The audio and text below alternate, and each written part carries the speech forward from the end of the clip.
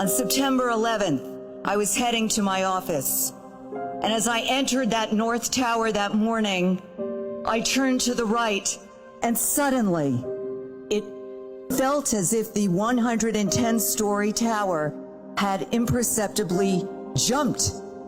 It was punctuated by a loud, piercing, whistling sound. 90 floors above me, the first jet plane had been crashed into the building, cutting through its central core. The jet fuel, which had exploded through the elevator banks, 3 of which had a direct path to the lobby, came pummeling down. And a moment later, I was enveloped in flames, 1,000-degree heat, and everything and everyone in its path was in flames as well.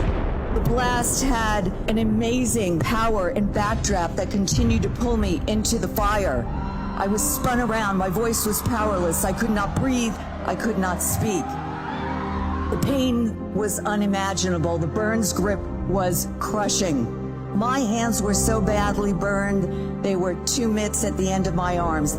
I realized that this was my moment and my choice. I could keep fighting, or I could surrender, and I decided to live.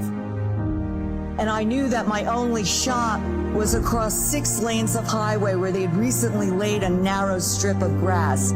Everything else was cement and macadam. All I could think of as I began to run across that highway, which seemed to last forever, was my son, who I screamed to. I can't leave you now. I won't leave you now. I haven't had you long enough.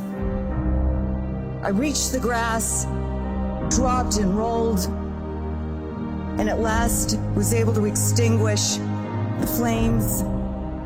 And through the all-consuming pain, improbably, I looked up and I saw the second plane hit.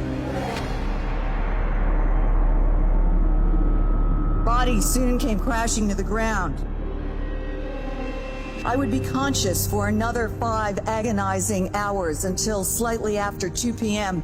that afternoon I was intubated and put into an induced coma. I knew that morning that I was not going to die at the side of that highway. That if I could make it through the flames, that if I could extinguish them, that if I could escape that war zone, if I could take that next breath, if I could learn to breathe again, to speak again, to walk again, to move my body again, that I would live in a body that was forever changed, but it would be a life that was there for the taking. It was mine. I survived because of will, because of faith, and because of love. All of us have been or will be wounded in some way, physical or psychologically. And though you may or will be touched by adversity, you can refuse to be held by it. Every morning you have the privilege to open your eyes. Every day you have a choice. Make it count.